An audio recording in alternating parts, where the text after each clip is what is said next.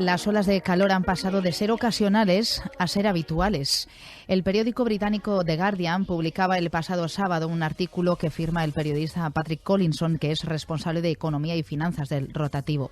Todo el artículo es una durísima crítica, quizá en algunos momentos desmesurada, a la industria turística en la isla. Comienza hablando del cambio climático y de las temperaturas, dice, inaguantables que estamos sufriendo este verano. Dice lo siguiente: en julio llegó una ola de calor que no había manera de aguantar. A partir de ahí, continúa escribiendo en este artículo de opinión, esto unido a los precios de los billetes que inflan las compañías en julio y agosto y el precio de las habitaciones de hotel, provoca que un destino como Margate, en el sureste de Inglaterra, se comience a ver como un destino mucho más atractivo. Y pone dos ejemplos a favor de su teoría. El primero, la Catedral de Palma, atestada de turistas, dice de los monstruosos cruceros que se refugian del calor. Y dos, los precios. España, escribe, ya no es el destino súper barato que era antes. En fin, puede haber muchas opiniones en contra de este artículo, pero el titular lo dice prácticamente todo. El cambio climático debe significar, dice Collinson, el fin de las vacaciones de los británicos en España. Al final no será ni el Brexit, ni la libra depreciada, ni la saturación, será el cambio climático el culpable de que vengan menos turistas a las islas. Bien, queremos opinar, o mejor dicho, queremos escuchar la opinión de un experto hablando de cambio climático. Una de las personas más autorizadas para hablar de esta cuestión en nuestra comunidad es Pau de Vílchez. Él es profesor de Derecho Internacional y subdirector del Laboratorio de Cambio Climático de la Universitat. Esta mañana hablamos con él de los factores que están provocando estas sucesivas olas de calor y, sobre todo, qué debemos hacer para luchar contra el cambio climático. Pau de Vílchez, ¿qué tal? Bon dia, buenos días. Hola, bon dia, ¿qué tal? Benvingut a la SER. Moltes gràcies. En primer lugar, gracias por atender nuestra llamada. Ha leído, ¿verdad?, este artículo. De hecho, usted lo retuiteaba ayer. ¿Qué le parece?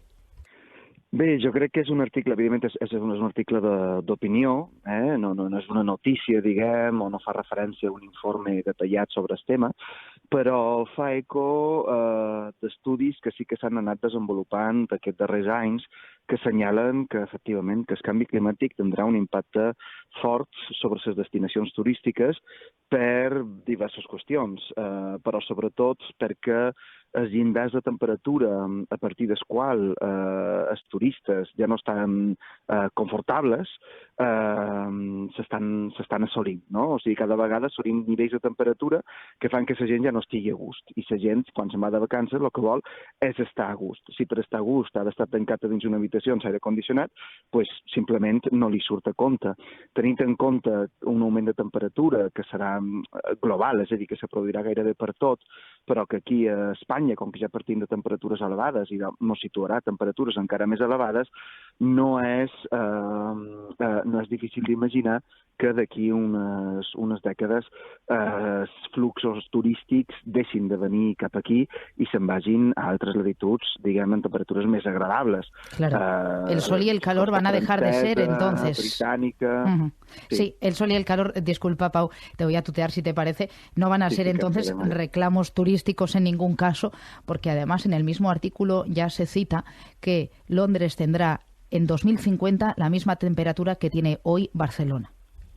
Sí, cal tenir en compte que Espanya està amenaçada en un 40-50% de desertificació aquestes properes dècades, també com a conseqüència del canvi climàtic. És a dir, no m'ho adonem, la ciència ja fa 30 anys que mos avisa de que si no feim res per evitar-ho, el canvi climàtic provocarà modificacions molt greus en la nostra manera de viure i tindrà uns impactes molt greus sobre la nostra salut, sobre la nostra economia, sobre la nostra societat, i la veritat és que, malauradament, la gent no hi ha fet cas, i en lloc de prendre les mesures que calia prendre fa 30 anys, quan haguessin estat bastant més senzilles de prendre, doncs ens trobem que ara estem abocats a fer-ho, perquè si no les perspectives, diguem, són bastant horroroses en termes econòmics, en termes de salut, etc. No cal oblidar que l'augment de temperatures també fa que se faciliti el desplaçament de paràsits d'altres latituds que troben un clima favorable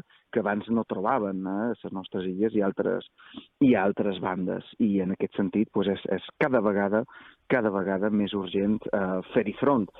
xerraves del turisme, evidentment la reconversió de la indústria turística és indispensable, perquè tanmateix hi haurà una reconversió de la indústria turística, mos agradi o no, perquè deixaran de venir els grups de turistes que venen ara, o sigui que val més adaptar-s'hi ara i començar a anar cap a una economia que és la que volem, i no trobar-s'hi d'aquí un parell d'anys amb una economia completament inadaptada a la nova realitat. Per això també lliga amb una altra notícia que es va publicar The Guardian fa molt poquet, un informe que s'ha filtrat, que s'està ara debatent a Ginebra, és a dir, divendres passat, que és el nou informe de CIPCC. CIPCC és el panell d'experts a nivell internacional, de científics, que analitza totes les publicacions que se produeixen a nivell mundial sobre canvi climàtic i n'extreu una sèrie de conclusions, no? CIPCC publica informes periòdics cada 5, 6, 7 anys sobre la qüestió des d'un punt de vista general, els darrers de l'any 2013-2014, i el proper serà l'any 2022, crec, però mentrestant va publicant informes temàtics. En va publicar un el passat mes d'octubre, molt interessant, sobre què implicava un augment de temperatura a nivell global d'1,5 graus i què implicava un augment de temperatura de 2 graus, que tocava molt poquet aquesta diferència de mig grau, i deixava en evidència que la diferència és enorme, tan enorme que estan parlant de la manca d'accés a aigua potable de centenars de milions de persones, entre 1,5 graus i 2 graus, o la desaparició completa dels esculls de corall, per exemple, en els serveis ecosistèmics que proveeixen. I bé, aquest dijous s'ha d'aprovar a Ginebra l'informe de CIPCC sobre agricultura i ús de la terra. I el que ens diu aquest esborrany que s'ha filtrat i després se fa eco The Guardian i també La Vanguardia, és que el model agrícola intensiu que tenim avui en dia contribueix moltíssim en el canvi climàtic. Sí. O cambiamos, ¿verdad?, la producción de alimentos o no vamos a durar muchos siglos más. Viene a decir algo así, ¿verdad? Sí, para salvar el mundo debemos cambiar la producción de alimentos. Sí, és a dir, l'ús de la terra des de distintes vessants, no només agrícola, però diem que si sumam l'agricultura en l'ús de la terra que se fan, que se li poden destinar usos urbans, o se pot deforestar, o se pot destinar... És a dir, la gestió de sol, de la terra, és responsable del 25% de les emissions mundials. És a dir, un quart de les emissions mundials de CO2 ve de l'agricultura i la gestió de la terra. Evidentment, el fet de dur el nostre menjar de moltes bandes i de vegades de bandes molt llunyanes tampoc no ajuda gens, i per això volia fer referència en aquest informe, quan parlam de transformar la nostra economia, apostar de nou per una agricultura, a més no una agricultura intensiva, sinó una agricultura que prengui cura del sòl, perquè el sòl pot servir també per absorbir CO2. La bona gestió del sòl ens pot ajudar a combatre el canvi climàtic. I no només això, sinó que pot ajudar també a diversificar la nostra economia i a crear llocs de feina per un futur on, a més, serà bastant més car dur menjar d'altres bandes del món. Las altísimas temperaturas que estamos registrando no como algo ocasional este verano, sino, ¿verdad?, como algo habitual, son el mejor ejemplo de que el cambio climático no se conjuga en futuro, sino que ya lo estamos sufriendo ahora, Pau, en las islas, territorio, además, bastante sensible al cambio climàtic.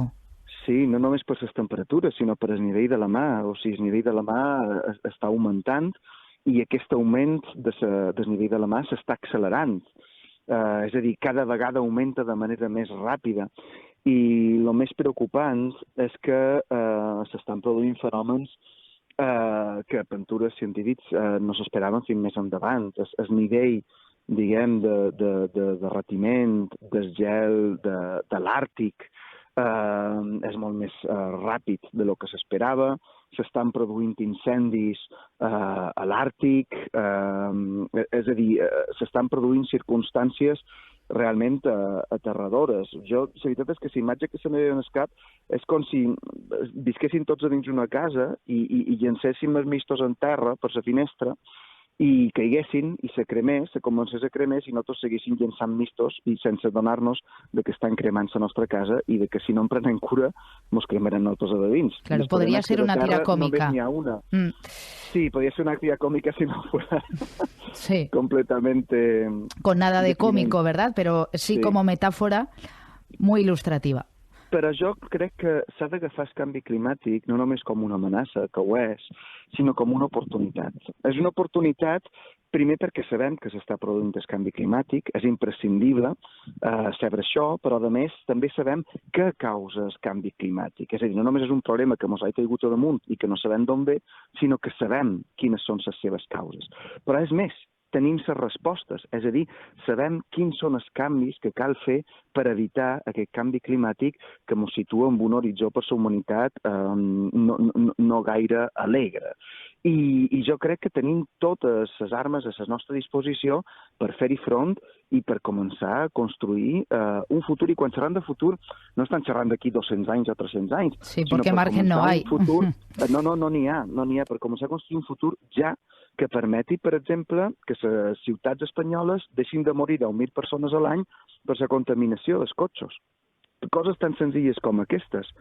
O per evitar l'augment de les afeccions cardiovasculars derivades de l'augment de temperatures que tu mencionaves, o per millorar la nostra salut derivada del fet de que menjam millor, perquè no menjam productes que han estat produïts amb pesticides, etc., que a més els pesticides contaminen l'aigua que després bevem o ja no la podem beure precisament perquè està contaminada. És a dir, hem de començar a plantejar-nos un canvi de model que és imprescindible i en el qual estem abocats si volem assegurar pues un futuro digno para tothom. ¿No hay margen entonces para que tarde mucho más tiempo el gobierno o el resto de administraciones competentes en cuestiones como Palma Central, evitar, prohibir el tráfico, el acceso del tráfico al centro, limitar también el número de coches, limitar el número de cruceros? Son cosas que no debe demorarse mucho, ¿no? Imagino, Pau, en este contexto, cuando hablamos de Mallorca. Sí. Per exemple, crec que és a Marsella s'acaba de suspendre l'ampliació que estava prevista de l'aeroport perquè se n'ha adonat que, evidentment, si venen més avions, s'emeten més gasos d'efecte hivernacle. I el que hi ha que anar no és emetre més gasos, ni tan sols a mantenir el nivell d'emissions actuals, sinó a reduir-los. O sigui, no cal oblidar que les emissions netes de CO2 i gasos d'efecte hivernacle en 2050 han de ser igual a zero. Tenim 30 anys per dur les nostres emissions actuals a un nivell d'emissions netes igual a zero. I això hi ha que tenir-ho en compte, i és una qüestió de salut pública.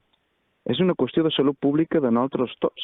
I en aquest sentit, sí, hi ha que limitar l'ús dels vehicles de combustió, hi ha que limitar el nombre de vaixells, hi ha que limitar el nombre d'avions, i hi ha que començar a fomentar altres formes de transport i altres formes de consum. Jo crec que si Balear, la llei de canvi climàtic o la llei de residus o el decret de la Posidònia són mesures molt interessants. Ara s'ha obert també de nou tota la qüestió del model de transport i són qüestions que s'han d'abordar perquè és una qüestió de responsabilitat. Al cap i a la fi, els polítics han de ser responsables i garantir el benestar de la seva població. I els polítics que amaguen els caps i s'estimen més no tocar aquest tema perquè els hi fa por les conseqüències electorals que tinguin són polítics que no estan fent la seva feina perquè estan defugint la seva responsabilitat cap a nosaltres tots. Ara bé, nosaltres també hem d'ajudar i ser conscients que aquest tipus de mesures no s'aprenen per fer-nos la vida més difícil, sinó precisament per tenir l'oportunitat de tenir una millor vida de cara en el futur. ¿Qué dicen los sectores económicos que no quieren ni oír hablar de, por ejemplo, limitar el número de cruceros? Clar, tot això és complex, no? Perquè bona part d'aquests sectors econòmics que no volen sentir xerrar de limitar el nombre de creuers són noves activitats econòmiques que s'han creat aquests darrers anys arrel de tendes i altres comerços que s'han tancat com a conseqüència precisament d'aquesta explotació massiva del turisme en el centre de Palma. Deixa de viure gent en el centre de Palma, com que ja no hi viu la gent, ja no necessita segons quin tipus de tendes, que tanquen i obrin altres comerços destinats únicament a respondre a la demanda turística. Evidentment, aquests comerços el que volen és més demanda turística i quanta més demanda, millor. però és que això és completament suïcida. A part de que aquest tipus d'activitat és responsable de que s'hagin perdut activitats econòmiques que feia molt d'anys que funcionaven i que donaven un servei als residents. I no cal oblidar que, al cap i a la fi, qui viu a Mallorca és la gent que viu a Mallorca. És a dir, les prioritats a les quals s'haurien de donar resposta és les de la gent que viu allà, o de la gent que viu a Barcelona, o de la gent que viu a Madrid. No donar resposta en els interessos econòmics purament especulatius de les grans companyies turístiques o de les grans empreses que se dediquen a pagar lloguers estratosfèrics perquè el rendiment que tenen per les visites turístiques ho és. Per això ens aboca a la destrucció. És a dir, això és un no futur. Fijémonos, y ya para ir finalizando, Pau, en lo que escribe en ese artículo de opinión el responsable de Economía y Finanzas del periódico The Guardian, del periódico británico. Un hotel en una ciudad inglesa puede ser una inversión mucho mejor que un desarrollo en Benalmádena. Ahí hay una buena razón económica, ¿verdad? Sí, para tomar medidas imprescindibles para luchar contra el cambio climático. Sí, i quan augmenti el nivell de la mar i les platges estiguin a la meitat de superfície que la que tenen ara, on posarem els turistes que ara mateix estan aquí? Que els hi posarem tombones a dins aigua? És absurd, és absurd. És moment de reflexionar, és moment d'aturar-nos i pensar exactament cap on volem anar, perquè seguint així anem cap en el mur. Estamos construyendo entonces, ¿no? Poco a poco, entre todos, el camino a la destrucción, aunque hay tiempo, ¿verdad? Y esto es algo que siempre comentáis, hay que ser optimista. Si trazamos la hoja de ruta adecuada, hay tiempo para revertir esta situación, o de lo contrario, vamos abocados. Un ejemplo tan práctico como las altas temperaturas, ¿van a ser algo habitual durante todos los veranos a partir de ahora en las islas? Es decir, lo de este verano no es algo excepcional. És a dir, hi ha que distingir el que és el clima, diguem, de lo que són les temperatures que se poden produir a un moment donat, no? Per mirar el clima, per analitzar el clima, s'han de mirar sèries de com a mínim 3 dècades per tenir una informació que sigui suficientment rellevant de quines són les tendències, no? Perquè sempre, de manera puntual, diguem, se poden produir fets que siguin fora de lo comú. Però, en qualsevol cas, les tendències a lo que apunten és que, efectivament, les temperatures cada vegada siguin més elevades i, a més, que cada vegada hi hagi més zones de calor. És a dir, no només les temperatures mitjanes seran més altes, sinó que hi haurà pics d'augment de temperatura que seran molt més elevats, que duraran molt més dies, que seran més intensos. I hi ha que posar també sobre la taula que aquestes onades de calor afecten a la salut principalment dels infants i de les persones majors. I això és superimportant. Els infants són molt vulnerables i els infants són el nostre futur. No podem permetre'ns que hi hagi infants que pateixin malalties o que morin fins i tot com a conseqüències d'onades de calor, perquè és el nostre futur. Però és que, a més, les properes dècades la piràmide poblacional espanyola estarà completament invertida i sobretot el que hi haurà són persones de més de 60 anys. És a dir, que les persones que ara mateix estan provocant això en patiran moltíssim les conseqüències. A París, a França, perdoneu, aquest any que hi ha hagut una onada de calor molt, molt forta, s'han batut tots els rècords, s'han tancat escoles. S'han tancat escoles precisament perquè saben que els nens són molt vulnerables, però a mesura que això vagi a més, què farem? Reduirem el curs escolar? O farem vacances molt més llargues? O com ho farem? Tenint en compte que no hi ha ni els mitjans per posar aire condicionat a totes les aules que hi ha i que n'hi ha moltes que no tenen tan sols ventiladors. És a dir, si no volem estar abocats a una situació on els nostres infants i els nostres majors pateixin i estiguin en una situació de vulnerabilitat molt, molt forta, és hora que ens posem les piles. Tu bé deies que encara estem atents, efectivament, i és el que comentava abans, de que hi ha motius per l'optimisme, perquè sabem que tenim un problema, sabem que causa el problema i sabem quina ha de ser la resposta al problema. Ara, ens hem de posar ja. Ens hi hem de posar ja. Quan més tardem, més difícil serà, perquè més gasos d'efecte hivernacle estaran concentrats a l'atmosfera i més difícil i més, diguem, més fortes i més ràpides hauran de ser les reduccions d'emissions de gasos que produeixen les nostres activitats econòmiques diàries. Pau de Vilchez, profesor de Derecho Internacional en la Universidad de les Illes Balears, subdirector del Laboratorio de Cambio Climático de la UIB. Moltíssimes gràcies. Muchas Moltes gracias gràcies, Maitane. por estos minutos. Gracias por este análisis. Una abraçada molt forta. Gràcies i ànims. Adéu, bon dia. Como decíamos, interesante análisis el que acaba de